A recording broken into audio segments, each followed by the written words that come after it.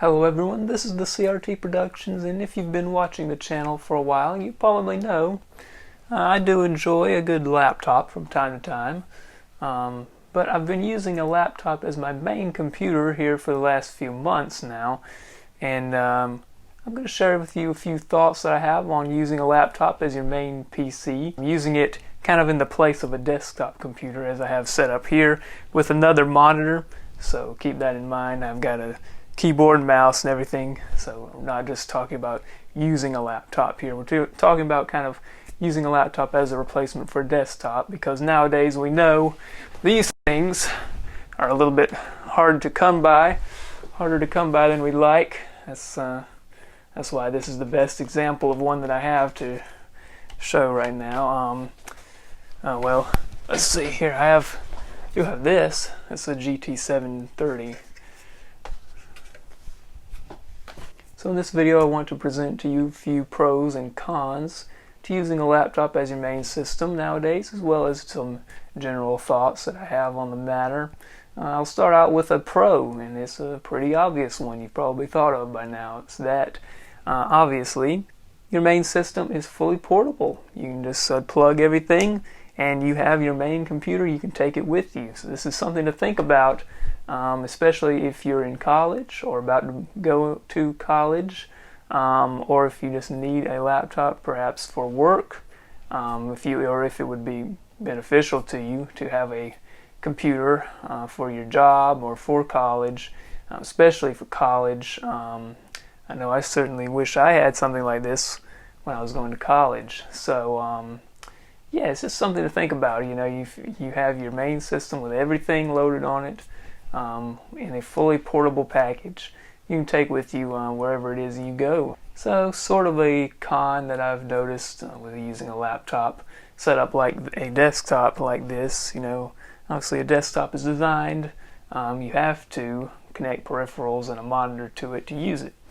But with a laptop, it can be kind of awkward. With this one in particular, one thing is that the lid needs to be open for airflow, because there's an airflow vent, pretty sizable airflow vent right here. So it needs to be open. If you keep that closed, you'll notice it gets really, really hot. So you do need to leave that open whether you're using the monitor on the laptop or not. With this model in particular, at least. Also, sometimes just like for example, if I put this into sleep mode, when I turn it back on, it resets the monitor layout. Normally I'll use this monitor setup with this display 2 as the only display, so like this right here. But if I put it to sleep, it completely resets it to the default settings. So for this video I'm going to keep it on extend the displays, so there you go. It's just kind of generally awkward, as well as with cable management. That can be kind of a separate thing. If you're into cable management, you want your setup to be clean or whatever, it can be kind of a mess because you got all these cables that just kind of come out the side of it. You also have your power cable, which you definitely do not want to keep plugged up all the time with your laptop. That will severely degrade the performance of the battery over time. You probably already know this if you've used a laptop before, but you definitely want to unplug that, especially if you're not using the laptop like overnight. If it's going to be turned off overnight, you don't want to leave it plugged up. So just kind of it's a mobile form factor. It can be kind of awkward to set it up on your desk like that. So another relatively obvious pro if you're using a laptop as your main system is that you always have an extra display. And again, I'm saying this because I'm assuming that you'd be using another monitor. I would recommend it because it can be kind of awkward to use the built-in monitor, considering the size. If you want a larger display, you definitely want to have a dedicated display. But assuming that, you always do have that second display on the monitor. So if you're here using your computer, you have your browser window open, you can have that over here while you're playing your games. You have that on your second display. Obviously you know what benefits a second display offers. So that's a good thing about a laptop, though. You always have a second display. So for another con, one that's a little bit less obvious if you haven't used a laptop recently. Maybe you used one like that back in the day, but if you haven't used one, I'd say from the last 5 years or so, you'll quickly realize if you try to upgrade it, you're not going to be able to do that. There's no upgradability to new laptops nowadays. Pretty much, as far as I know, all current generation laptops are all just a single board with the GPU and CPU integrated onto it. You can upgrade the RAM and the SSD. This particular laptop has 2 M.2 slots, which is very nice, but you're not really going to be able to upgrade anything beyond that. Even the battery, you cannot upgrade the battery unless, I mean, no, not the average person. You're not going to be able to upgrade the battery. You could technically change it, but I don't think you can upgrade it at all, like to a higher capacity or anything, which you could do back in the day. But anyway, yeah, you can't upgrade your CPUs or GPUs, anything like that, like you could, say, a decade ago with laptops. So something to keep in mind, although that does lead me into another pro. Like I just mentioned, the dual M.2 slots on this laptop. As I mentioned, this is not a low-end laptop, but as far as higher-end laptops go, it's at the bottom end of that. It's a 3050 again, so you know, it's a cheap, relatively cheap gaming laptop. But it has 2 M.2 slots, and that's very cool because a while back I bought an old gaming laptop, and it was not even really that high-end. It was more like a mid-range option, but I was surprised because it had 2 SATA ports on it, or SATA slots, SATA whatever you call it. You could plug in 2 SATA drives to the laptop internally, which was pretty cool, but that was only on really high-end laptops. That one, it didn't have the fanciest specs, but it was still a higher-end laptop. It's hard to explain, but anyway, I have a whole video on that. Yeah, this laptop, again, not the highest end, but it's got 2 M.2 slots. You have plenty of options for storage. Well, have you checked your local eBay listings lately? I hear that you can buy a GTX 1070 for under $400 again. Isn't that great? Yeah, so, you know, they've said GPU prices are coming down, and they are, but the problem is, just not too long ago, several months ago, GTX 1070s were selling for $500, some of them over $500. You know, the pricing situation, everybody knows about that. If you're into computers, that's probably why you're here right now. But the good thing about this laptop is I think you could probably get this laptop for less than a 3060 Ti. Just a single decent mid-range RTX graphics card. You could probably get this entire system for less than that, even now with the lowered GPU prices. So that's an obvious, really big pro to buying a laptop right now, is that you can get an RTX graphics card for cheap. And I'm going to show you right now, right after I reset my display settings back to the way I like them, demonstrate an RTX game for you, Control. We're going to see how it performs. And that leads me into a sort of con, but you can kind of fix it for like $20. And that's airflow. With laptops, obviously, airflow is kind of an issue. This laptop has a pretty decent cooling solution on it. Dual fans inside, but you know, with a laptop it's like this thick. You can only fit so much in the way of cooling in there when you got a motherboard and storage and everything in there as well. So yeah, cooling is an issue, but again, as I said, you can kind of fix it for $20 with one of these things here. It's a laptop cooling pad. It's got 5 fans on it. I paid about $20 for this one, and you know, it's nothing fancy. It doesn't look great, but for gaming, you don't have to have it out all the time. You can break it out when you're planning on a long gaming session, and plug it up and fire it up. I'll turn this one on real quick so you can hear how loud it is. It's kind of loud.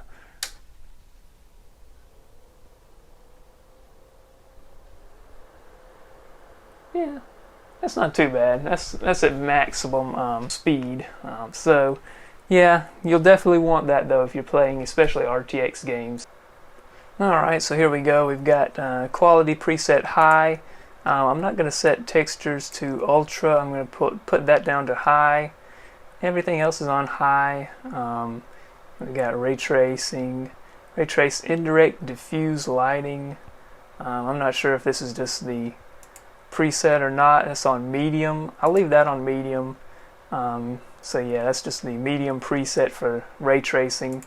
Again, this is a low end. This is basically the bottom of the line RTX 30 series card, the mobile 3050. So I'll continue the game and we'll see how it performs. I've got the little FPS counter in the corner there, but I'll try to read that out to you every now and again.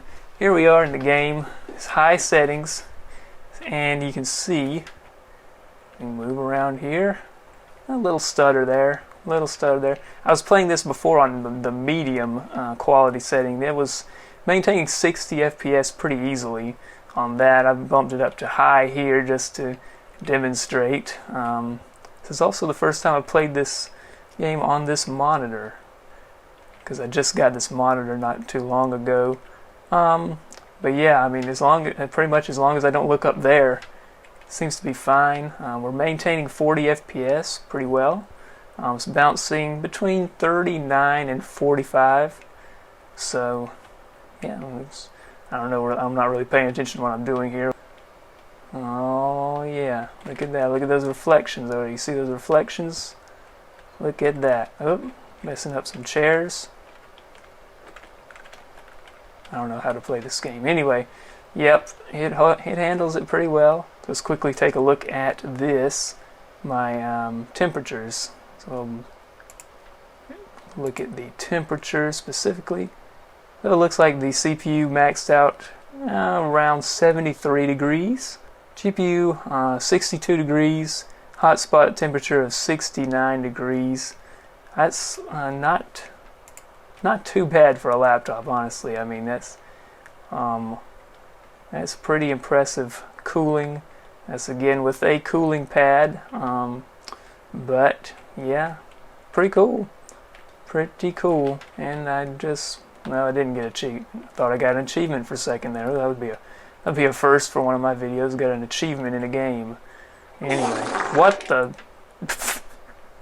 All right. Well, yeah. I think that's a pretty good test. We're sitting at 56 FPS here, looking at the ground. So price to performance, obviously pretty darn good there. Again, on medium, the medium preset and control, I was getting 60 FPS easily with ray tracing enabled. And as far as our temperatures are concerned, the GPU didn't exceed 80 degrees Celsius on the hotspot, and the CPU got up to 78 degrees, which is not bad, especially considering that was with ray tracing. That was about the most demanding thing you can do with it. If you're playing stuff like CSGO on this thing, I mean, it's going to handle that easily. Probably get like 400 FPS. So yeah, it's pretty darn impressive, honestly. I mean, you know, maybe if you got an RTX 3070 or 3080, you can get 600 FPS in CSGO, but I don't know, whatever. That about wraps up what I've got to say about the pros and cons of a laptop setup. Again, it's very versatile. You can take if you're using a laptop as your main system, you can take your main computer wherever you want to go. Not so much the case with one of these things. I technically could take that somewhere, but not anywhere I wanted to go. But yeah, you know, it's a good time to buy gaming laptops. Matter of fact, let's go on eBay right now and take a look at some of them that are available for good prices. Let's see, eBay right there. So the first result here is this eBay refurbished $2,000 RTX 3080 laptop. You don't have to have that. Again, there's a lot of misconceptions about computers. You have to get the 3080 and the i9 processor and all that stuff if you're building a computer, if you want to be respected in the PC world. But that's not really the case. You don't have to have the fanciest one with the 240 hertz display. Like, that's ridiculous. This seems like a really good deal right here. This is a 3050 Ti IdeaPad. It's brand new as well. It's pretty interesting. It's a 120 hertz display, and yeah, I mean, it looks fine. Obviously these are just the default pictures, whatever you'd call it, stock pictures. Got a Ryzen 5 5600H, 8 gigs of RAM. That means single channel. That's a one single stick of 8 gigabytes of RAM, which is not going to perform that well. That's why I upgraded this laptop to 16 gigabytes in dual channel, of course. But yeah, I mean, as far as this is concerned, $700. Like, that's a really good deal right there. We have this one here. What's this? HP. I didn't even know HP made gaming laptops. It's an RX 5500M. So I guess that would be kind of similar to this one. Probably not quite as good, but yeah, it seems pretty decent. That's brand new. I guess like damaged packaging. But anyway, let's go on down the list here. The first result. So this one here, it's an RTX 3050 with an i7. What's the point of that? The 3050 already bottlenecks this one, and it's an i5. This one has an i5 11260H processor, which is kind of funny. Yeah, so these older laptops, another Acer Nitro 5. This is the one that is carried by Best Buy. Yeah, usually have it available in store. This is okay, but I wouldn't pay $700 for it.